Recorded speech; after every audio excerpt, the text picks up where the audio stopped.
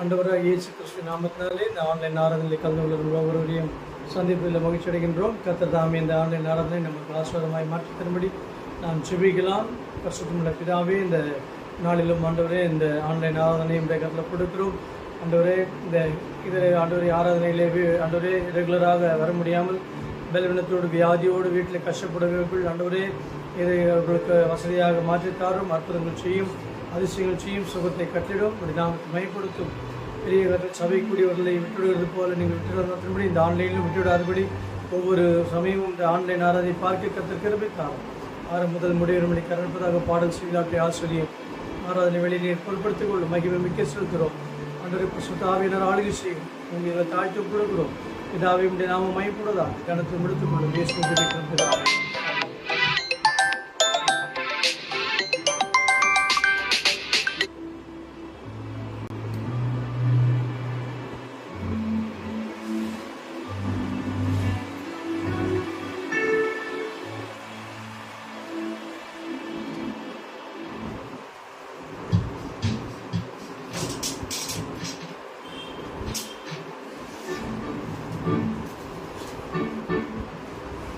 புதிய பாடல் பாடி இயேசு ராஜாவை கொண்டாடுவோம்.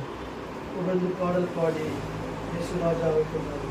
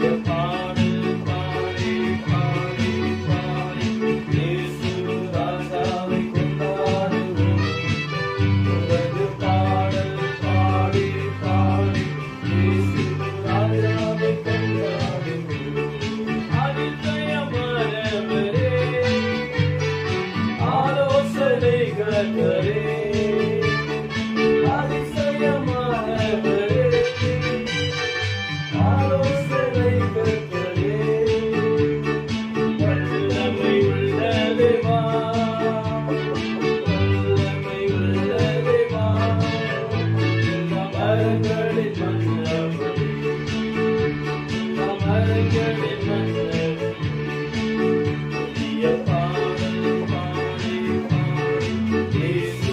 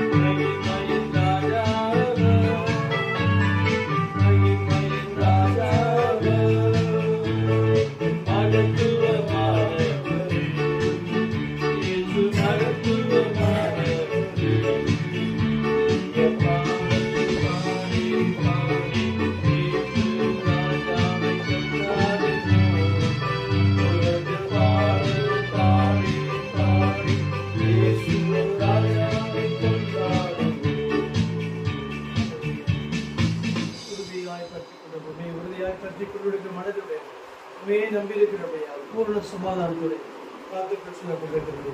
கூப்பிடும்போது பதில் கொடுக்கிற தேவன் அவர். கழுவிடா ரத்தத்தினால் நம்மை கழுவி சுத்திகரித்திருக்கிறார். சோத்திரம் ஆண்டவரே, நன்றிப்பான். உயரத்திலே கூப்பிட்டேன், உதவிக்காய் கதறினேன், அழுவதில் கேட்டீரையா.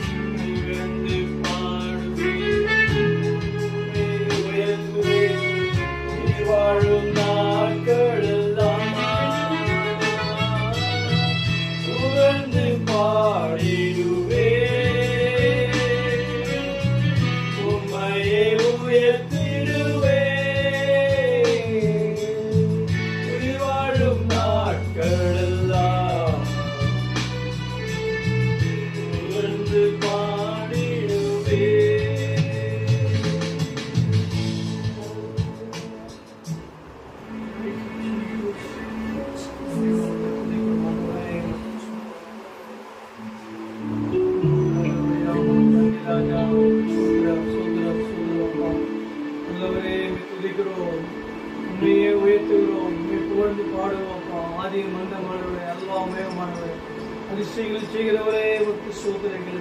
எங்களை சிருஷ்டிக்கவரே, சிருஷ்டிகர்த்தாவே, உம்மை துதிக்கிறோம், உம்மை ஆராதிக்கிறோம். We worship you, Lord. We praise you, Lord. We exalt you, Lord. உமக்கு நாங்கள் நன்றி செலுத்துகிறோம், உம்மை துதிக்கிறோம், உம்மை வாழ்த்துவோம், வணங்குகிறோம். இந்த ஜனத்தை எனக்கென்று ஏற்படுத்தி நீங்கள் துதியை சொல்லி வாழ்த்தும் தேவன். ஆண்டவரே, உம்மை துதிப்பதற்காக எங்களை தெரிந்து கொண்டிருக்கிறேன். கர்த்தரை துதிப்பதற்காக ஆண்டவர் நம்மை தெரிந்து கொண்டிருக்கிறார். அல்லேலூயா. கர்த்தரை நாம் உயர்த்துவோம், அவருடைய நாமத்தை மையப்படுத்துவோம். அவர் பெயவன், நம்மை வணங்குகிறவர் அவர். Thank you, Lord Jesus. Praise you.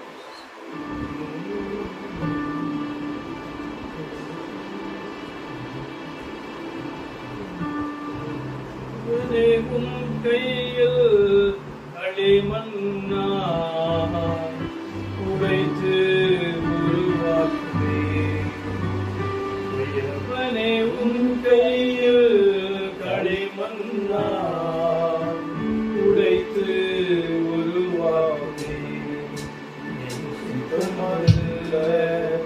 Um system நாதா தருகிறேனும் கையிலே.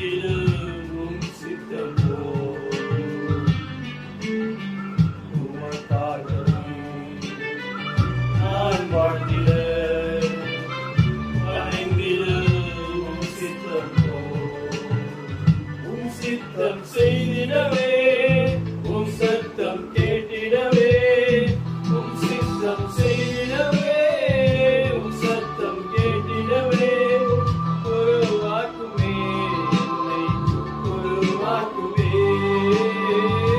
உருவாக்குமே என்னை உருவாக்குமே உயர்வழிக்கும் கையில் களிமண்ணா உடைத்து உருவாக்கும் என் சித்தமல்ல சித்தநாதா தருகிறேனும் கையிலே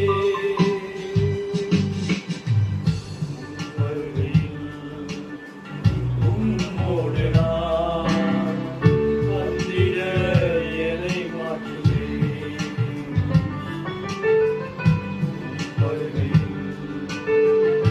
உம்மோடு நான் வந்திட என்னை மாற்றுவேன்.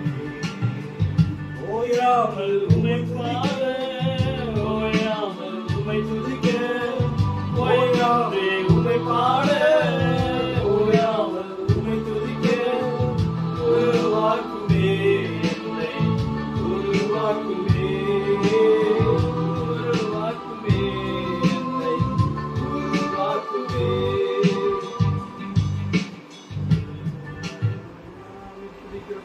உருவாக்குகிறவரே தாயின் கருவிலைகள் உருவாக்கிற தெய்வமே எங்கள் எலும்புகள் உருவேற்படுவது கொண்டமே எங்களை சிரித்தவரே துதிக்கும் ஐயா உமக்கு நன்றி ஆண்டவரே உமக்கு ஆராதனை ஆண்டவரே சோதரிக்கிறோம் ராஜா எங்களை உருவாக்குகிற தெய்வமே எங்களுக்கு இன்னொரு சந்தர்ப்பத்தை கொடுத்து உருவாக்குகிறவரே God of second chance Lord இன்னொரு சந்தர்ப்பத்தை கொடுத்ததாலே இங்கே நாங்கள் ஊழியர்களாய் நாங்கள் இருக்கிறோம் ஆண்டவரே ஆண்டவரே எங்கள் அக்கிரமத்தின் பிடிக்க எங்கள் சரியிட்டு நாங்கள் இங்கே போவோம் ஐயா எங்கள் அக்கிரமெல்லாம் மன்னித்து எங்கள் நோய்கள் எல்லாம் குணமாக்கி எங்கள் பிராணின் அழிவுக்கு விளக்கி திரும்பினால் இறக்கினால் முடி சூட்டி நம்பினால் மாயை திருப்தி ஆக்குகிறது கழுக்கு சமணமாய் எங்கள் வயது திரும்ப வாழ இருப்பது ஆக்கிறது நாளைப்புக்கு கொடுத்த பலனை எங்களுக்கு கொடுக்கிறவரே ஆண்டவரே மலைநாட்டை சுதந்திரிக்க எங்களுக்கு பலன் தாரும் கர்த்தாவே நீர் எங்களுக்காக வைத்திருக்கிற நாங்கள் சுதந்திரிக்க எங்களுக்கு பலன் தாரும் ஆண்டவரே மற்றும் சுதந்திரம் எல்லா நேரத்தில்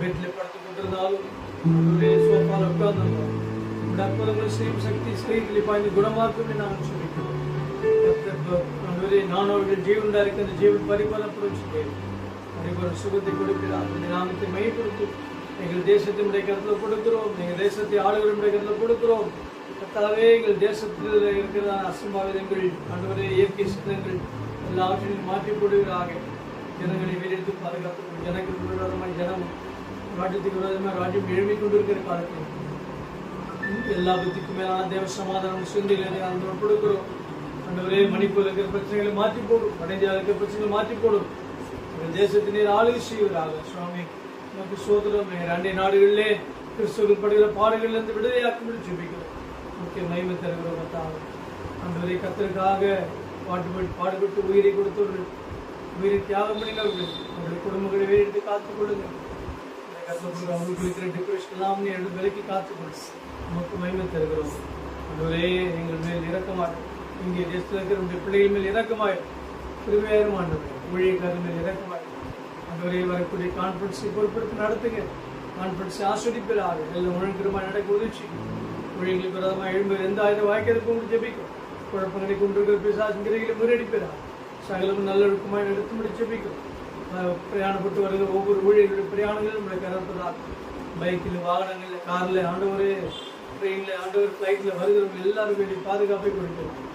மூச்சு மயங்கத்தை இருக்கிறோம், காய்ச்சி அர்ப்பணிக்கிறோம். தொடர்ந்து எங்களுடைய ஒவ்வொரு தேடி சந்தியும் எல்லா குறைகளை கற்று நிறைவா பொருளாதாரத்தை சந்தி மிக்க மயங்கு தரும். பிள்ளையோடைய படிக்கிற ஆசிரியர் யாதோட பலவத்தோடு சுகத்தை கற்றுக்கிறோம். மிக மயங்கு தரும். ஆசிரியம் சபைக்கு சொந்தமான இடத்தை நிர்வாகிக்கப்படும் இடையே நிகழ்ச்சி இயேசு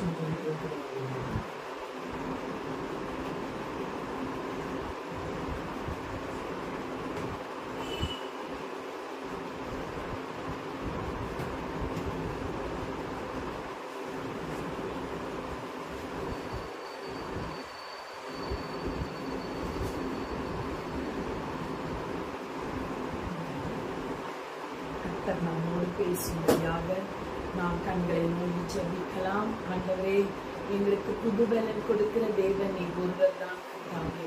எங்களை எது தாக்கினாலும், எது எங்களை சோர்வுக்குட்படுத்தினாலும் இந்த சோர்வுகளை எல்லாம் நீக்கி போட்டு உங்களுடைய புது பலத்தால் எங்களை நிரப்பி ஆண்டவரே, கழுகுகளை போல செட்டைகளை அடித்து எழும்பச் செய்கிற தேவாதி தேவன் நீ ஒருவர் தான் கர்த்தாவே. உம்முடைய கரத்திலே எங்களை முற்றிலுமாய் நாங்கள் ஒப்புக் கொடுக்கிறோம். இப்பொழுதும் உம்முடைய வார்த்தையை கொண்டு எங்களோடு பேசும். உம்முடைய வார்த்தை எங்களை பலப்படுத்தட்டும். எரேமியா சொல்லுகிறது போல, எலும்புகளுக்குள்ளே எரிந்தது என்று சொன்னது போல எங்களுக்குள்ளே உங்களுடைய வார்த்தை இறங்கி எலும்புகளை நினமுள்ளதாக்கட்டும் கர்த்தாவே. நீர் அப்படி செய்கிறபடியால் உமக்கு ஸ்தோத்திரம். இயேசுவின் நாமத்திலே பிதாவே. எல்லாருக்கும் தெரிந்த அந்த வசனம் யோவான் 15ஆம் அதிகாரம் 16ஆம் வசனத்திலே, நீங்கள் என்னை தெரிந்து கொள்ளவில்லை, நான் உங்களை தெரிந்து கொண்டேன். நீங்கள் என் நாமத்தினாலே பிதாவை கேட்டுக்கொள்வது எதுவோ அதை அவர் உங்களுக்கு கொடுக்கத்தக்கதாக நீங்கள் போய் கனி கொடுக்கும் படிக்கும், உங்கள் கனி நிலைத்திருக்கும் படிக்கும் நான் உங்களை ஏற்படுத்தினேன். கர்த்தர் நம்மை தெரிந்து கொண்டு ஏற்படுத்தி இருக்கின்றார். He has appointed us. ஏற்படுத்தினேன் என்றதுக்கு என்ன பொருள்? அப்பாயிண்டட் இல்லையா? கர்த்தர் நம்மை தெரிந்து கொண்டு, நம்ம ஒவ்வொருவரையும் தெரிந்து கொண்டு நம்மை ஒரு காரணத்துக்காக அப்பாயிண்ட் பண்ணி இருக்கிறார். அது என்ன காரணம்? அவருக்காக நாம் கனி கொடுக்க வேண்டும். நம்முடைய வாழ்க்கையில கனி கொடுப்பது மிகவும் முக்கியமான ஒரு காரியம். ஏன்னா நம்ம பார்க்கும் பொழுது ஆதியாகமத்திலே மனிதனை படைக்கும் பொழுதே ஆண்டவர் சொன்னார், be fruitful and multiply, கனி கொடு, பலுகி பெருகி பூமியை நிரப்புங்கள் என்று ஆசீர்வதிக்கிறதை நாம் பார்க்கின்றோம்.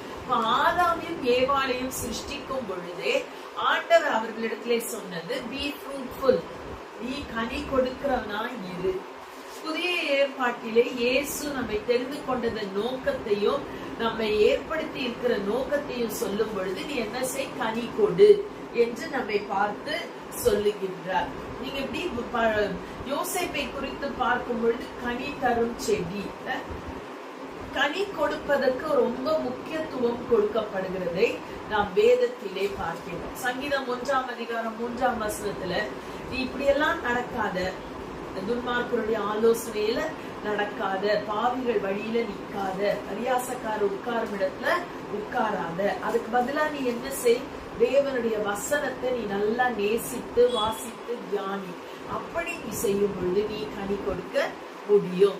இலையுதிராதிருக்க, தன் காலத்தில் தன் கனியை தந்து இலையுதிராதிருக்கிற மரத்தை போல் இருப்பான் என்று அந்த வசனத்தை வாசிக்கிறோம். அநேக இடங்களிலே இந்த கனி கொடுத்தலை பற்றி நாம் வாசிக்கின்றோம். தீர்க்க தரிசன புத்தகத்திலே நீங்க பாத்தீங்கன்னா, இஸ்ரவேலை பார்த்து ஆண்டவர் சொல்லுகிறது, நான் உன்னை நல்ல திராட்சை செடியா நாட்டினேன், நீயோ எனக்கு ஏற்ற கனியை கொடுக்கவில்லை. அப்படிலாம் ஆண்டவர் கனி கொடுக்காத பலனற்ற திராட்சை செடி என்று ஒரு இடத்திலே சொல்லியிருக்கிறார். கசப்பான கனியை கொடுத்த திராட்சை செடி என்று இன்னொரு இடத்திலே தீர்க்க தரிசனமாக உரைக்கப்படுகிறது. சரியா? அதனால நான் பார்க்கும் பொழுது யோவான் ஸ்நானகர் ஊழியத்தை ஆரம்பிக்கும் பொழுது ஜனங்கள் அவரிடத்திலே வந்து ஞானஸ்நானம் எடுக்கும் பொழுது அவர் என்ன சொன்னாரு? மனம் திரும்புதலுக்கு ஏற்ற கனியை கொடுங்கள். இப்ப கனி கொடுக்கிறதுன்றது எல்லாரும் எம்பசைஸ் பண்ண ஒன்றாக, முக்கியப்படுத்தின ஒன்றாக நாம் பார்க்கிறோம். கடைசியாக பார்க்கும் பொழுது வெளிப்படுத்தல் 22ஆம் அதிகாரத்திலே நாம் வாசிக்கிறோம். எடுத்துக்கொள்ளுங்க. வெளிப்படுத்தல் 22 என்ன வாசிக்கிறோம்னா 2ஆம் வசனத்திலே மத்தியிலும் நதியின் இரு கரையிலும் 12 விதமான கனிகளை தரும் தீ விருட்சம் இருந்தது. அது மாதந்தோறும் தன் கனியை ஆதியாகமத்திலே அவர்கள் ஜீவ விருட்சத்தை சாப்பிடக்கூடாது என்று தடை பண்ணின தேவன் இங்க என்ன சொல்றாரு, நல்லா கனி கொடுக்கிற இது ஜீவ விருட்சம் இருக்குது, அதிலே போய் நாம் உண்ணலாம். அப்படிதான் அந்த பைபிள் முடிகிறது. அப்போ கனி கொடுப்பது, கனி கொடுக்கிறவர்களாய் நாம் இருப்பது நமக்கு ரொம்ப ரொம்ப முக்கியமானது என்பதை நாம் புரிந்து கொள்ளுகின்றோம் இல்லையா? ஏன் நம்மால ஆண்டவர் இயற்கையாகவே ஆதாமையும் ஏவாளையும் உருவாக்கும் பொழுதே சொன்னா நீ கனி கொடு. ஆனா அவங்களால கனி கொடுக்கிற வாழ்க்கை வாழ முடியவில்லை. ஏன் அப்படி நடக்குதுன்னா அவர்கள் வார்த்தைக்கு கீழ்ப்படியவில்லை. சரியா? வார்த்தைக்கு கீழ்ப்படியாததினாலே அவர்களால் கனி கொடுக்க முடியாமல் போயிடுச்சு. இப்படி நம்ம பார்த்துட்டே போனோம்னா கனி கொடுக்கிறதுக்கு மிகவும் முக்கியமான ஒன்று என்ன? 15 இந்த யோவான் 15 சொல்லப்பட்டிருக்கு, நீங்க என்ன செய்யுங்க, என்னிலே நிலைத்திருங்கள், அப்போ நீங்க கனி கொடுப்பீங்க. இப்போ ஆண்டவர்ல நம்ம நிலைத்திருக்கணும், ஆண்டவருடைய வார்த்தை நமக்குள்ள இருக்கணும், அவருடைய அன்பு நம் மூலமாக வெளிப்படணும். அதெல்லாம் தான் அந்த அதிகாரத்திலே சொல்லப்பட்டு இருக்கிறது. இப்படிப்பட்ட காரியங்களை நாம் செய்வதற்கு தடையாய் இருப்பது என்ன? அதான் இன்னைக்கு நாங்க பார்க்க போகிற காரியம். எது தடையாய் இருக்கிறது, அல்லது எதில் என்ன செய்தால் நம்ம அதிக கனியை கொடுக்க முடியும்? அதுல முக்கியமா நான் சொல்ல விரும்புகிறது மனம் திரும்பும். நம்ம மனம் திரும்பும் பொழுது நம்ம ஒரே விதமான வாழ்க்கை வாழ்ந்து கொண்டே இருந்தோம் என்றால் நம்மளால என்ன செய்ய முடியாது, கனி கொடுக்க முடியாது. அதனாலதான் ஆண்டவர் சொல்றாரு, நான் மெய்ஞான திராட்சை செடி, நீங்கள் கொடிகள், நீங்க அதிக கனி கொடுக்கும்படியாக உங்களை நான் என்ன செய்கிறேன், சுத்தம் பண்ணுகிறார் அப்படின்னா இந்த 15 யோவான் 15 நாம் வாசிக்கிறோம். இப்போ கனி கொடுக்கிறவர்களாக நாம் இருக்க வேண்டும் என்றால் நாம் அடிக்கடி மனம் திரும்புகிறவர்களாக இருக்கணும். ஏன் அடிக்கடி மனம் திரும்பணும்? ஒரு தடவை மனம் திரும்பினா போதாதா? ஒன்ஸ் சேவ்ட் ஆல்வேஸ் சேவ்ட் இல்லையா? அப்படின்னு நம்ம பல வேளைகளிலே பல விதங்களிலே யோசிக்கின்றோம். நாம் இந்த உலகத்திலே வாழ்ந்து கொண்டு இருக்கிறோம். நீங்க அந்த யோவான் 15 பின்னால் எல்லாம் வாசிங்கன்னா, நான் உங்களை எங்க இருந்து எடுத்திருக்கிறேன், அந்த யோவான் 15 நீங்கள் ஒருவரில் ஒருவர் 17ஆம் வசனம் வாசிக்கிறேன். இருக்க வேண்டும் என்று இவைகள் உங்களுக்கு கற்பிக்கிறேன். உலகம் உங்களை பகைத்தால் அது உங்களை பகைக்கிறது கொண்டுமே என்னை பகைத்திருந்தீர்கள். நீங்கள் உலகத்தாராயிருந்தால் உலகம் தன்னுடையதை நீங்கள் உலகத்தாராயிராதபடியாலும் நான் உங்களை உலகத்திலிருந்து தெரிந்து நீங்கள் உலகத்தாரா இல்ல, ஆனா நான் உங்களை எங்க இருந்து தெரிந்து கொண்டேன், உலகத்திலிருந்து தெரிந்து கொண்டேன். படினாலும் உலகம் உங்களை பாரு, உலகத்துல இருந்து தெரிந்தெடுத்து வேற ஒரு உலகத்துக்கு தேவன் நம்மை இன்னும் கொண்டு செல்லவில்லை. வேறொரு உலகத்திற்கு அவர் கொண்டு சென்று விட்டால் நாம் மனம் திரும்ப வேண்டிய அவசியம் இல்லை. உலகத்திலிருந்து நான் உங்களை எடுத்தேன், ஆனால் நீங்கள் இன்னும் எதுக்குள்ளதான் இருக்கீங்க, அதே உலகத்துக்குள்ளதான் இருக்கீங்க. அதனால அடிக்கடி உலகம் உங்களை பாதிக்கும். அதை பாதிப்புக்கு நீங்கள் இடம் கொடுக்கும் பொழுது நாம் என்ன செய்கிறவர்களா இருக்கிறோம், மனம் திரும்புகிறவர்களாக இருக்கணும். யோவான் கூட அதான் அழகா சொல்றாரு. எங்க மத்தேயு 3ஆம் அதிகாரத்துல 8-10 வசனங்களை நம்ம வாசித்து பார்த்தோம்னா, நீங்க மனம் திரும்புதலுக்கு ஏற்ற கனியை கொடுங்க. அதுலதான் அவர் நல்லா ஜனங்களை பார்த்து கடிந்து கொள்வதை நாம் பார்க்கின்றோம். ஏற்ற கனிகளை கொடுங்கள். ஆபிரகாம் எங்களுக்கு தகப்பனிடம் ஒரு சொல்லிக் கொள்ள நினையாதிருங்கள். தேவன் இந்த கருவில்லாத ஆபிரகாமுக்கு பிள்ளைகளை உண்டு பண்ண வல்லவராக இருக்கிறார் என்று சொல்கிறேன். இப்பொழுதே கோடரியானது மரங்களின் வேறருகே வைத்திருக்கிறது. ஆகையால் நல்ல கனி கூடாத மரமெல்லாம் வெற்று டக்கையிலே போடப்படும். மனம் திரும்புதலை குறித்து முக்கியப்படுத்தி அவர் பேசுகிறதை நாம் அந்த இடத்திலே பார்க்கின்றோம். அவருடைய வாழ்க்கை ஒரு வித்தியாசமான வாழ்க்கை. தனிப்பட்ட வாழ்க்கையாக வனாந்தரத்திலே கூப்பிடுகிறவனுடைய சத்தமாக இருந்தது. ஆனா இந்த அவர்கிட்ட ஓடின ஜனங்கள்லாம் எங்க இருந்து போனாங்க? 5ஆம் வசனத்தை வாசிக்கிறோம். எருசலேம் நகரத்தாரும் யூதேயா தேசத்தார் அனைவரும் சுற்றுப்புற யாவரும், எல்லா ஜனங்களும், எல்லா ஊருக்குள்ள வாழ்ற எல்லா பொதுவான இடங்கள்ல எல்லாரும் வாழ்கிற இடங்களிலே வாழ்ந்த ஜனங்கள் யோவான் ஸ்நானங்களை நோக்கி ஓடுகிறார்கள். அப்படி ஓடும் பொழுது அவர் சொல்லுகிறார், நீங்க சும்மா நான் சொல்ற சத்தியத்தை கேட்டுட்டு ஞானஸ்நானத்துக்கு போறது பிரயோஜனம் அல்ல. உங்களுடைய வாழ்க்கையிலே ஒரு மனம் திரும்புதல் உண்டாக வேண்டும். யூ டர்ன் வரணும். ஆனா அப்படி நாம் செய்யும் பொழுது சில வேளைகளிலே நாம் தவறுகிறோம். தவறுகிற ஒவ்வொரு முறையும் நாம் மனம் திரும்புகிறவர்களாக இருக்க வேண்டும். நீங்க வாசித்து பாத்தீங்கன்னா இந்த மனம் திரும்புதல் எதில் இருந்தெல்லாம் நம்ம மனம் திரும்பணும். நம்ம ஏற்கனவே இயேசுவின் ரத்தத்தாலே மீட்கப்பட்டவர்களாய் இருப்பதினாலே நம் நீதிமான்களாக்கப்பட்டு நம்முடைய பாவ வாழ்க்கை சிருஷ்டிகரை தொழாமல் சிருஷ்டியை தொழுது கொண்டு இருந்தோமே, அந்த வாழ்க்கையில இருந்து நம்ம மனம் திரும்பிட்டோம். we are justified இல்லையா? நம் நீதிமான்களாக்கப்பட்டு விட்டோம்.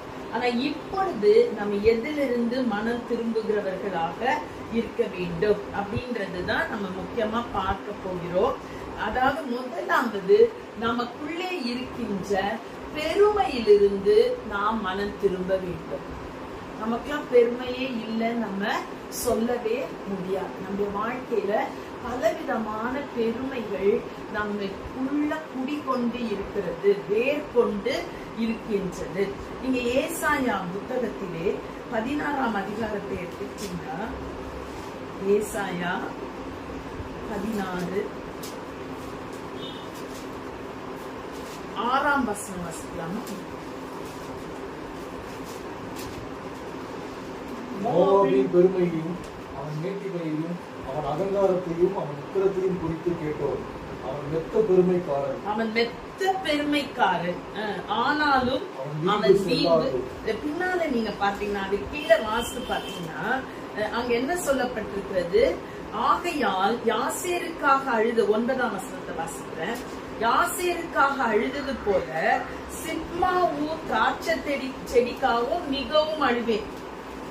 ஏன்னா உன் வசந்த காலத்து பழங்களுக்காகவும் உன் திராட்சப்பழ அறுப்புக்காகவும் ஆரவாரிக்கிற சந்தோஷ சத்தம் விழுந்து போயிடுச்சு. இந்த இடத்திலே மோவாபியருடைய செடிகளிலே கனி இல்லாமல் போகிறது. அப்ப ரொம்ப ஆரவாரமா அவங்க வெட்டிட்டு இருந்தாங்க இதுக்கு முன்னால. ஆனா இப்பொழுது அது இல்லாமல் போகிறது. அதற்கு காரணம் என்ன? அவன் பெருமைக்காரன். அவன் பெருமையையும் அவன் மேட்டிமையும் அகங்காரத்தையும் நான் என்ன செய்றேன் பார்க்கின்றேன். அது பின்னாலெல்லாம் நீங்க வாசிங்கன்னா எப்படி அவர்கள் திராட்சை செடிகளிலே கனி இல்லாமல் போயிற்று. இப்போ முதலாவது நம்முடைய வாழ்க்கையிலையும் ஆண்டவர் சொல்லுகிற காரியம் என்ன தெரியுமா? நமக்குள்ளே ஒரு பெருமை என்கிற குணம் குடிக்கொண்டிருந்தால் நம்மால் என்ன செய்ய முடியாது? கனி கொடுக்கிற வாழ்க்கை வாழ முடியாது. என்ன விதமான பெருமை நமக்கு இருக்கிறது அப்படின்னு யோசித்து பார்த்தோம்னா, இஸ்ரவேல் ஜனங்களை பார்க்கும் பொழுது அவர்களுக்குள்ளே இருந்த ஒரு பெருமை என்ன? நாங்கள் ஆபிரகாமின் சந்ததி, தேவனுடைய வசனம் எங்கள் கைகளில் இருக்கிறது. ஒரு மத சார்ந்த ஒரு பெருமை அவர்களுக்குள்ளே காணப்படுகிறது. நீங்க மத்தேயு 3ஆம் அதிகாரம் இப்பதானே நம்ம வாசித்தோம், அந்த யோவான் ஸ்நானகன் சொன்னது. அதுல சொல்றாரு, ஆபிரகாம் எங்களுக்கு தகப்பன் என்று உங்களுக்குள்ளே சொல்லிக் கொள்ள நினையாதிருங்கள். யார வேணா ஆபிரகாமின் பிள்ளையாக தேவன் மாற்ற முடியும். கல்லுல இருந்து உனக்கு ஆபிரகாமின் பிள்ளைய மாற்ற, உனக்குள்ள நீ எந்த சந்ததியிலிருந்து வந்தாய், நீ யார், உன்னுடைய பின்னணி என்ன என்கிறத குறித்த எந்தவித பெருமையும் நமக்குள்ளே காணப்பட கூடாது. அதே மாதிரி லூக்கா 18ஆம் அதிகாரத்திலே நாம் பார்க்கும் பொழுது ஒரு பரிசேயனும் ஒரு ஆயக்காரனும் செபிக்கிறாங்க இல்லையா? அந்த சம்பவம் எல்லாருக்கும் தெரிந்த ஒரு சம்பவம். லூக்கா 18ஆம் அதிகாரம் 11ல இருந்து நாம் வாசிக்கும் பொழுது பரிசேயன் தன்னுடைய பெருமைகளை பேசி ஆண்டவரிடத்திலே செபிக்கின்றார். நான் இப்படி செய்யலையே, நான் அப்படி செய்யலையே, நான் இவ்வளவு நல்லவனா இருக்கிறேனே, நான் பரிசேயனா இருக்கிறேனே. அப்போ ஆண்டவர் சொல்றாரு, இவன் அல்ல, அவனே என்ன செய்தான்? இரக்கம் பெற்றான். இல்லையா? ஆண்டவர் நமக்குள்ளே இருக்கின்ற பலவிதமான பெருமைகள், நான் இந்த சந்ததியில வந்தேன், இந்த குடும்பத்துல பிறந்தேன், நான் இப்படிப்பட்ட பின்னணியிலிருந்து வந்திருக்கிறேன், இப்படிப்பட்ட பெருமைகளை தேவன் என்ன செய்யறாரு? ஏற்றுக்கொள்வதில்லை. அவருக்கு அது பிடிக்காத ஒரு காரியமாய் இருக்கிறது. நீங்க பாத்தீங்கன்னா பவுலப்போஸ்தலன் வாழ்க்கையில அவர் சொல்றாரு, நான் என்னை குறித்தே மேன்மை பாராட்டாத படிக்கு அந்த முள் என்னை குட்டும் சாத்தானா இருக்கிறது. நீங்க வாசித்து பாத்தீங்கன்னா கொரிந்தியர்ல 12ஆம் அதிகாரத்தை எடுத்துட்டீங்கன்னா அதுல அவர் சொல்ற, நான் இந்த முள் என்னை விட்டு நீங்கும்படியாக 8ஆம் வசனத்துல இருந்து நாம் 7ஆம் வசனத்தினுடைய கடைசி பகுதி, ஒரு முள் கொடுக்கப்பட்டு இருக்கிறது. என் மாம்சத்துல என்ன கொடுக்கப்பட்டிருக்கிறது? ஒரு முள். ஏன்னா நான் என்னை குறித்து என்ன செய்யக்கூடாதான்? நான் உயர்த்த கூடாது. பவுலப்போஸ்தலனை போல பின்னணி உடையவர்கள், ரிலிஜியஸ் பேக்ரவுண்ட் உடையவர்கள் யாருமே இல்லை. பரிசேயன், எதிரேயன், பரிசேயன், நல்ல ஸ்டாண்டிங்ல நல்ல கமாலியலின் பாதத்திலே படித்தவர், எல்லா பெருமையும் அவருக்கு இருக்கிறது. வைராக்கியம், யூதருக்காக வைராக்கியம் கொண்டிருந்தவர். அவர் சொல்லுகிறார், நான் என்ன குறிச்சே மேன்மை பாராட்டி கொள்ளாத படிக்கு ஆண்டவன் சரீரத்துல ஒரு முள்ளை கொடுத்திருக்கிறார். நான் தாழ்த்துகிறேன். இப்ப நீங்களும் நானும் எவ்வளவாய் தாழ்த்த வேண்டியவர்களாய் இருக்கிறோம். வேற என்ன பிரைடு நமக்கு இருக்கிறது? நான் ரொம்ப படிச்சவங்க, எங்களுக்கு பணம் இருக்கிறது, எங்களுக்கு ஞானம் இருக்கிறது, நாங்கள் புத்திசாலிகள் என்ற ஒரு பெருமை நமக்குள்ளே இருக்கிறது. ஆண்டவர் எரேமியாவின் மூலமாய் தீர்க்க தரிசனமாக சொல்லும் பொழுது, எரேமியா 9ஆம் அதிகாரம் 23, 24ஆம் வசனங்களிலே நாம் வாசிக்கின்றோம். ஞானி தன் ஞானத்தை குறித்து என்ன செய்ய வேண்டாம்? மேன்மை பாராட்ட வேண்டாம். பராக்கிரமன் தன் பராக்கிரமத்தை குறித்து மேன்மை பாராட்ட வேண்டாம்.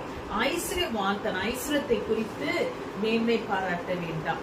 மேன்மை பாராட்டுறவன் எதை குறிச்சு மேன்மை பாராட்டணும்? பூமியிலே கிருபையும் நியாயத்தையும் நீதியும் செய்கிற கர்த்தர் நான் என்று என்னை அறிந்து உணர்ந்திருக்கிறதை குறித்து என்ன செய்ய?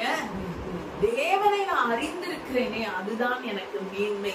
தேவனுடைய அறிவு எனக்குள்ளே இருக்கிறது. நான் ஒன்னும் அறியாத நிர்மூடமா இந்த உலகத்தில் இருந்தேன், ஒரு பேதையா இந்த உலகத்தில் இருந்தேன். ஆனால் தேவன் என்னை தெரிந்து கொண்டு அவருடைய வார்த்தை எனக்கு கொடுத்து அவரை அறிகிற அறிவை என்னுடைய அனுபவத்தினாலும் வேத வசனங்களினாலும் புரிந்து கொள்ள எனக்கு ஒரு கிருபை கொடுத்தாரே, அதுதான் என்னுடைய மேன்மை என்று நாம் நினைக்கும் பொழுது நமக்குள்ள இருக்க பெருமை எல்லாம் அப்படியே தானாக ஓடிவிடும். ஹல்லேலூயா.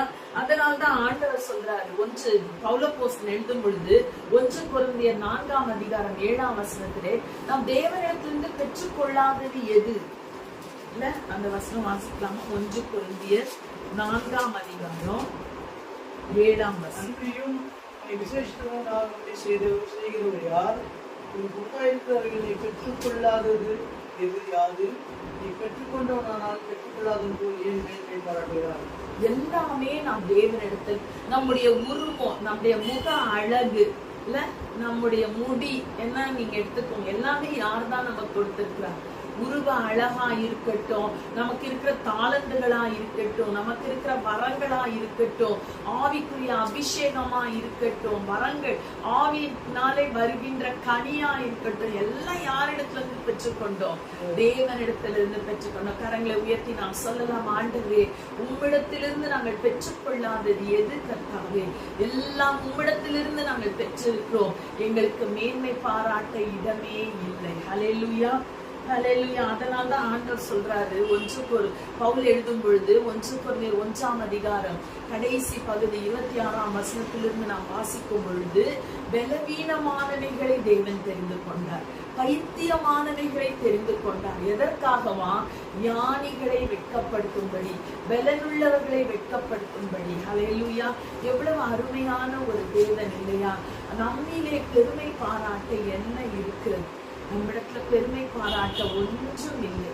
நாம் யாரை சார்ந்திருக்கிறோம், என்ன படிப்பு படித்திருக்கிறோம், எவ்வளவு பணம் வைத்திருக்கிறோம், அதெல்லாம் ஒரு கணக்கு அல்ல. அல்லேலூயா. நம்மை நாமே தாழ்த்துவோம் என்றால் தேவன் நம் மூலமாக அதிக கனி கொடுக்கும்படியான கிருபையை தேவன் நமக்கு கொடுப்பார். அல்லேலூயா. சரி, இரண்டாவது, எதிலிருந்து நாம் மனம் திரும்ப வேண்டும்? சரியா? இந்த உலகத்தின் ஆசா பாசங்களில் இருந்து நாம் மனம் திரும்ப வேண்டும். வாசிக்கலாம். எபேசியர் 5ஆம் அதிகாரம், எபேசியர் 5:8 வாசிக்கலாம். முற்காலத்தில் நீங்கள் அந்தகாரமாய் இருந்தீர்கள், இப்பொழுதோ கர்த்தருக்குள் வெளிச்சமாய் இருக்கிறீர்கள். வெளிச்சத்தின் பிள்ளைகளாய் நடந்து கொள்ளுங்கள். ஆவியின் கனி சகல நற்குணத்திலும் நீதியிலும் உண்மையிலும் விளங்கும். ஆவியின் கனி சகல நற்குணத்திலும் நீதியிலும் உண்மையிலும் விளங்கும். நீங்க அப்படி உங்களுக்கு விளங்கணும்னா 3ஆம் வசனத்துல சொல்லியிருக்காரு, முற்காலத்தில் நீங்கள் அந்தகாரமாய் இருந்தீங்க, பயங்கர இருள நீங்க இருந்தீங்க, இப்பொழுது கர்த்தருக்குள் இருப்பதினாலே வெளிச்சமாய் இருக்கிறீர்கள். இருளின் நடவடிக்கைகளிலே மறுபடியும் ஈடுபடாதிருங்கள். உங்கள் அவயவங்களை ஒளியின் ஆயுதங்களுக்கு அடிமையாக ஒப்புக்கொடுங்கள். இதெல்லாம் நாம் வசனங்களை நாம் வாசிக்கின்றோம் இல்ல? அதனாலதான் ஆண்டவர் நம்மிடத்துல இருந்து எதிர்பார்த்த இந்த உலகத்தின் சிற்றின்பங்கள், இவைகளின் மயக்கங்களில் இருந்து நாம் விடுபட்டு வாழ வேண்டும். அல்லேலூயா சொல்ல முடியுமா? இல்ல, கர்த்தர் அதற்காக தான் நம்மை தெரிந்து கொண்டார். நீங்க கலாத்தியர் 5ஆம் அதிகாரத்தை எடுத்துக்கொண்டீங்கன்னா அதுல முதல் பகுதியிலே மாம்சத்தின் கிரியைகள் என்று சொல்லப்பட்டிருக்கிறது. அதுக்கு பின்னால ஆவியின் கனி என்று லிஸ்ட் கொடுக்கப்பட்டிருக்கிறது. இப்ப இந்த மாம்சத்தின் கிரியை நம்மிடத்துல இருந்தா நாம் என்ன செய்ய முடியாது? ஆவியின் கனியை கொடுக்க முடியாது. அதனால்தான் அவர் ரெண்டையும் ஒன்றாக எழுதி வைத்திருக்கிறார். வாசிக்கலாம். எபேசியர் கலாத்தியர் 5ஆம் அதிகாரம்.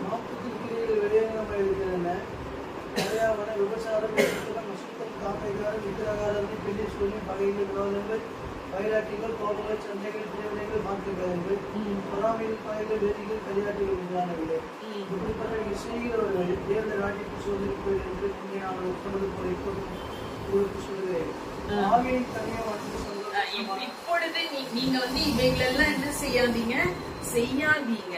18ல நம்ம வாசிப்பது, ஆவியினால் நடத்தப்படுவீர்களானால் நீங்கள் நியாய பிரமாணத்திற்கு கீழ்பட்டவர்கள் அல்ல. மாம்சத்துக்கு விரோதமாக மாம்சம் ஆவிக்கு விரோதமாகவும் ஆவி மாம்சத்துக்கு விரோதமாகவும் இச்சிக்கிறது. ஆவி சொல்றது இதை இச்சிக்காத, இதை செய்யாத, இது தவறு. ஆனால் மாம்சம் என்ன சொல்லுகிறது? இதுதான் எனக்கு இன்பத்தை கொடுக்கிறது, இதை நான் செய்வேன். இப்ப எந்த சாய்ஸ் நம்ம எடுக்கிறோம்? எதை நாம் தெரிந்து கொள்ளுகிறோம் இல்லையா? ஆவியின் கிரியைகளை நாம் தெரிந்து கொள்ளும் பொழுது ஆவியின் கனியை நாம் கொடுக்க முடியும். நாம் ஆவியின் கனியை கொடுத்தா அதோட முடிந்து விடுவதில்லை. இது அப்படியே ஒரு ரிப்பிள் மாதிரி நம்ம ஸ்டார்ட் பண்றோம். அப்படியே இந்த இன்ஃப்ளூயன்ஸ் என்ன செய்யுது? இந்த செல்வாக்கு, இந்த பாதிப்பு பெரிய பெரிய பெரிய தூரங்களுக்கு இது நம்மை எடுத்து செல்லுகிறது. அல்லேலூயா. அதே போலதான் மாம்சத்தின் கிரியை. மாம்சத்தின் கிரியை நம்ம ஸ்டார்ட் பண்ணோம்னா சின்ன ரிப்பிளா தான் இருக்கும். ஆனா அது அப்படியே பெரிது பெரிதாக நம்மை முழுவதுமாய் அமிழ்ந்து போக பண்ணுகிறதாக இருக்கும். அதனால இப்படிப்பட்ட காரியங்களில் இருந்து நாம் விடுதலையாகி மனம் திரும்பினால் நாம் எப்படி என்ன செய்ய முடியும்? கனி கொடுக்கிறவர்களாக இருக்க முடியும். மூன்றாவதாக என்ன விடுதலை நமக்கு வேண்டும்? எதிலிருந்து நாம் விடுதலையாக்கப்பட வேண்டும்? நமக்கு நாம் அடக்கம் வேண்டும். முதலாவது என்ன சொன்ன? கனி கொடுக்கிறவர்களாய் இருப்பதற்கு நமக்குள்ள எந்த விதமான பெருமையும் இருக்கக்கூடாது. இரண்டாவது, கனி கொடுக்கிறவர்களா இருக்கணும்னா நாம் வளரணும். நம்மை சுற்றி இருக்கிற மற்றவர்கள் வளரணும்னா, நாம் கனி கொடுத்து மற்றவர்களுக்கு ஆசீர்வாதமா இருக்கணும்னா என்ன செய்யணும்? இந்த உலகத்தின் ஆசா பாசங்களுக்கு விலகி மனம் திரும்ப வேண்டும். மூன்றாவதாக, நம்முடைய நாவில் வருகிற சொற்களில் ஒரு மனம் திரும்புதல் அவசியம். சங்கீதக்காரர் சொல்றான், சங்கீதம் 17:3 வாசிக்கிறோம். சங்கீதம் 17:3 நாம் வாசிக்கிறோம். நீர் என் இருதயத்தை பரிசோதித்து ஆத்தாளத்தில் அதை விசாரித்து என்னை புடமிட்டு பார்த்தும் ஒன்றும் காணாதிருக்கிறீர். என் வாய் மீறாதபடிக்கு தீர்மானம் பண்ணுவேன். அல்லேலூயா. என் வாய் மீறக்கூடாது. எவ்வளவு பெரிய ஒரு ஆசை இல்ல அவனுக்கு. அந்த தாவீதின் ஜெபம் தொடக்கத்துல பாத்தீங்கன்னா தாவீதின் விண்ணப்பம். அவன் ஜெபிக்கிறான், என் வாய் என்ன செய்யக்கூடாது, அந்த எல்லை மீறக்கூடாது. நீங்க பாத்தீங்கன்னா நீதிமொழிகள் 15ஆம் அதிகாரம் 4ஆம் வசனத்துல என்ன சொல்லப்பட்டு, நீதிமொழிகள் 15:4 ஆரோக்கியமுள்ள நாவு ஜீவ வெளிச்சம், நாவின் மாறுபாடோ ஆரோக்கியமுள்ள நாவு எனக்கு இருக்கணும். என் வாய் மீறக்கூடாது, ஆரோக்கியமுள்ள நாவு எனக்கு இருக்கணும். சரிங்களா? இது எப்படி இது என்னன்னா, நாவு என்பது நம் உள்ளத்தின் ஒரு வெளிப்படுத்துகிறதாக இருக்கிறது. It's an indicator of the condition of our heart. நாம் என்ன பேசுறோம்னா நம்முடைய இருதயத்தில் இருக்கிறத தான் நம்ம பேசுறோம். புரியுதா? நம்ம அடுத்தவங்களை குறித்து என்ன பேசுறோம் அப்படின்னா அது நம்முடைய இருதயத்துல இருக்கு. நாக்குல இருந்து எந்த வார்த்தையும் வருவது இல்லை. புரிந்து கொள்ள வேண்டும். நான் என்ன பேசினாலும் அது என் மைண்ட்லயும் என் ஹார்ட்லயும் இருந்து வெளிப்படுகிறது.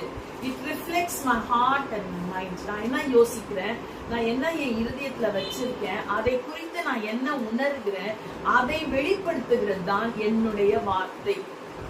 அப்போ நம்முடைய இருதயம் சுத்தமாக இருந்தால் நம்முடைய வார்த்தைகள் எப்படி இருக்கும்? சுத்தமாக இருக்கும். என் நாவு சுத்த வெள்ளி, நீதிமானின் நாவு சுத்த வெள்ளி என்று நாம் வாசிக்கின்றோம். நீங்க யாக்கோபு புத்தகத்துலதான் நாவை பற்றி நல்லா நமக்கு போடப்பட்டிருக்கு. ஒரு நிமிஷம் அதை எடுத்து யாக்கோபு 1:26 வசனம். உங்களில் ஒருவன் தன் நாவை அடக்காமல் தன் இருதயத்தை வஞ்சித்து தன்னை தேவ பக்தியிலும் என்று எண்ணினால் அவருடைய தேவ பக்தி வீணாக இருக்கும். நாவை அடக்கணும். நாவை அடக்கலன்னா உன் இருதயம் என்ன பண்ணப்பட்டிருக்கிறது? வஞ்சிக்கப்பட்டு. Your heart has been deceived by your thoughts. உங்களுடைய யோசனைகளினாலும் உங்களுடைய அந்த யோசனை குறித்து நீங்க உணர்கிற உணர்வுகளினாலும் உன் இருதயம் வஞ்சிக்கப்பட்டிருக்கிறதுனால உன் வாய் இப்படி பேசுகிறது. இப்போ வாயை குறித்து எவ்வளவு ஜாக்கிரதை உள்ளவர்களாக நாம் இருக்க வேண்டும். அதே யாக்கோபு 3ஆம் அதிகாரம் 2ஆம் வசனத்துல சொல் தவறாதவனானால் அவன் என்ன இருக்கான்? பூரண புருஷன். அவன் தன் சரீரம் முழுவதையும் அடக்கி ஆளக்கூடியவனாக இருக்கிறான். அதான் நாங்க போட்டிருக்கு 3ஆம் சரீரம் முழுவதையும் கடிவாளத்தினாலே அடக்கிக் கொள்ளக்கூடியவனாக. நம்ம நாட்டை அடக்கிட்டோம்னா நம்ம சரீரத்தையே நம்ம அடக்கிட முடியும். எவ்வளவு பெரிய ஒரு பவர்ஃபுல் வெப்பனாக நாவு இருக்கின்றது. சரியா? அதே போலதான் 3ஆம் அதிகாரத்துல 8 நாம் 12 வரைக்கும் வாசித்து பார்த்தோம்னா எப்படி ஒரே நாவுல இருந்து நல்ல காரியங்கள் தீமையான காரியங்கள், துதித்தல், சபித்தல், இதெல்லாம் வராது. ஏன்னா ஒரே ஸ்பிரிங்ல இருந்து ஒரே ஊற்றுக்கண்ணில் இருந்து கசப்பானதும் தித்திப்பானதுமான தண்ணீர் வர முடியாது. அதனால நம்ம என்ன நாவு கரெக்ட் பண்ணோம்னா, நாவு தவறாக செய்யாதபடி நம்மை நாம் மனம் திரும்ப வேண்டும் என்றால், ஒரு திருப்பம் வேண்டும் என்றால், ஒரு டேர்னிங் பாயிண்ட் வேண்டும் என்றால், நம்முடைய எதை நம்ம சரிப்படுத்தணும்? நம்முடைய இருதயத்தை சரிப்படுத்த வேண்டும். இல்ல, நல்ல மரம் நல்ல கனிகளை கொடுக்கும். இப்ப மரம் நல்லா இருந்தாதான் கனி நல்லதாக இருக்கும். நம்ம ஓசியா புத்தகத்திலே வாசிக்கிறோம். 14ஆம் அதிகாரத்திலே நீங்க வாசித்து பார்த்தீங்கன்னா 2ஆம் வசனத்துல கர்த்தருக்கு திரும்புங்கள், அவை நோக்கி தேவரீர் எல்லா அக்கிரமத்தையும் நீக்கி எங்களுக்கு தயவாய் அங்கீகரித்துள்ளோம், அப்பொழுது நாங்கள் உங்கள் உதவிகளின் காலைகளை செலுத்துவோம். அதாவது வார்த்தைகளை கொண்டு நீங்க மனம் திரும்புங்க. எங்க அக்கிரமம், இருதயத்துல இருக்கிற அக்கிரமத்தை எல்லாம் நீக்கு, நீ போய் கேளு ஆண்டவர்கிட்ட. கேட்கும் போது அவர் என்ன செய்வாரு? உன்னை மாற்றுவார். அப்போ உன் வாயில என்ன வரும்? உதடுகளின் காளைகளை செலுத்தும். உதடு, காளைன்றது பலி செலுத்துவது. காளை எதற்காக இங்க சொல்லப்பட்டிருக்க? பலியாக. உதட்டின் பலியாகிய ஸ்தோத்திர.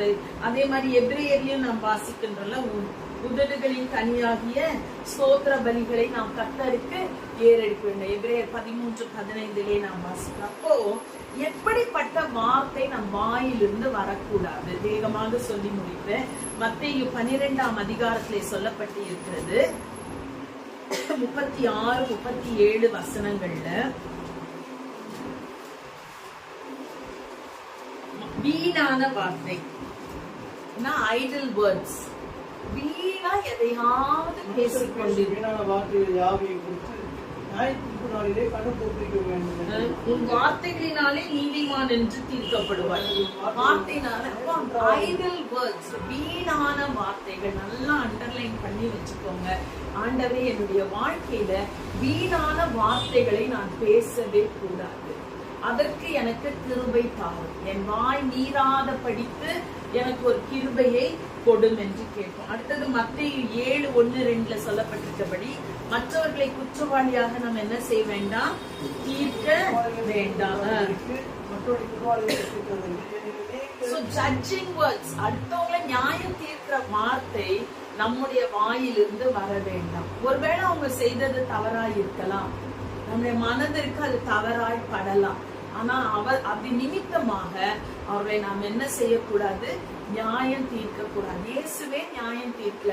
திமிர்வாதக்காரனை கொண்டு வந்த பொழுது இவன் பாவி, இவன் பாவத்தினால் தான் இவன் வியாதியா இருக்கிறான் என்று சொல்லவில்லை.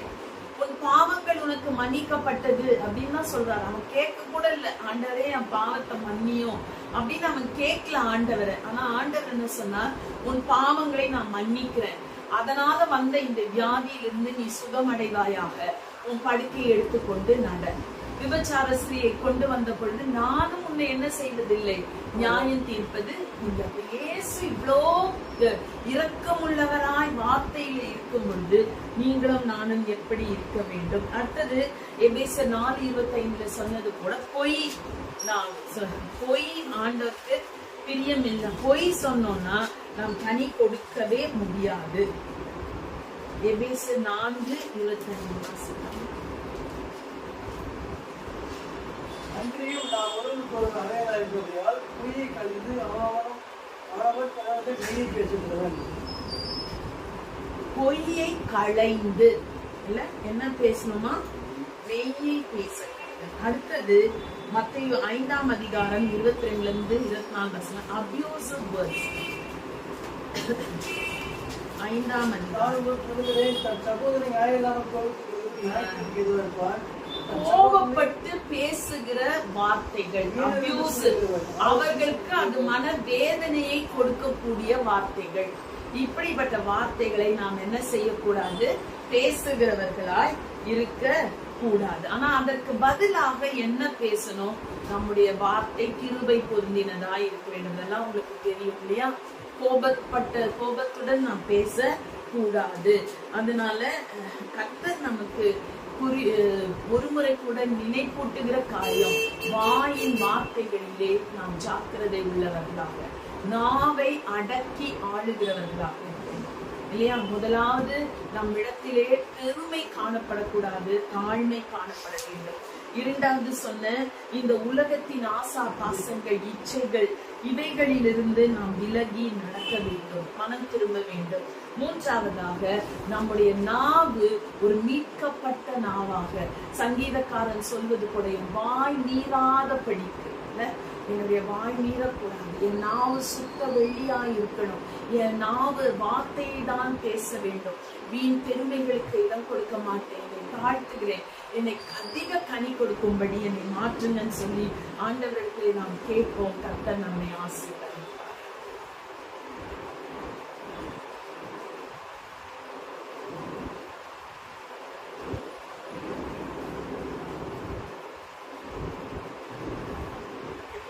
எல்லாவற்றையும் நாம் நினைவு கூர்ந்து நம் ஆண்டவரை நாம் சொல்லுவோம். கற்றுள்ள காலையில் நம்மோடு ஆண்டவர் கைப்பற்றிருக்கிறார்.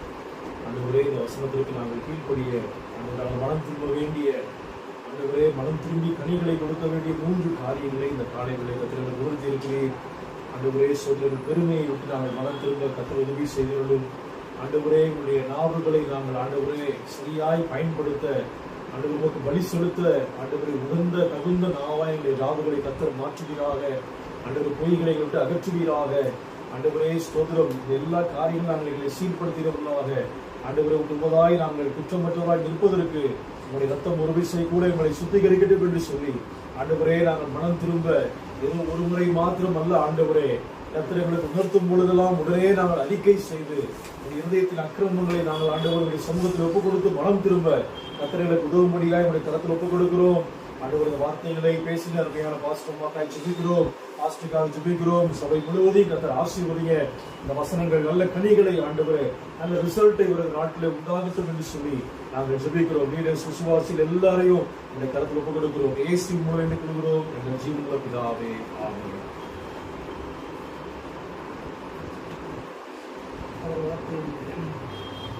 அவர் வார்த்தையின் மேலே நான் சார்ந்திருப்பதா அவரை ஒன்றும் எனக்கில்லையே. என் தேவைகள் எல்லாம் அவர் பார்த்துக் கொள்வதா கர்த்தருக்குள் மகிழ்ந்திருப்பேன். யெகோவா நீரே எந்தன் தேவன், தேவைகள் யாவும் சந்திப்பீரே. யெகோவா ஷம்மா எந்தன் தேவன், நாள் சுகம் தருவீரே. வார்த்தையின் மேலே நான் சார்ந்திருப்பதா கவலை ஒன்றும் எனக்கில்லையே. தேவைகள் எல்லாம் பார்த்துக் கொள்வதால் நான் கர்த்தருக்குள் மகிழ்ந்திருப்பேனே. கர்த்தரை ஸ்தோத்திரி, முழுமையான பரிசுத்தநாமத்தை ஸ்தோத்திரி. ஆத்துமாவை கர்த்தரை ஸ்தோத்திரி செய்த சகலவர் நம்புவாரே. கர்த்தராகிய இயேசுவின் கிருபையும் பிதாவாகிய தேவனுடைய அன்பு பரிசுத்த ஐக்கியம் ஆசீர்வாதம் இடத்தில் நம் அனைவரோடு வருகின்ற ஆசீர்வாதத்தை காப்பாராக. தொடர்ந்து கான்ஃபரன்ஸுக்காக ஜெபித்துக் கொள்ளுங்கள். நல்ல தலைவர்களை கர்த்தர் தேர்ந்தெடுக்கும்படியாக ஜெபியுங்கள். ஊழியக்காரருடைய பாதுகாப்புக்காக ஜெபிக்க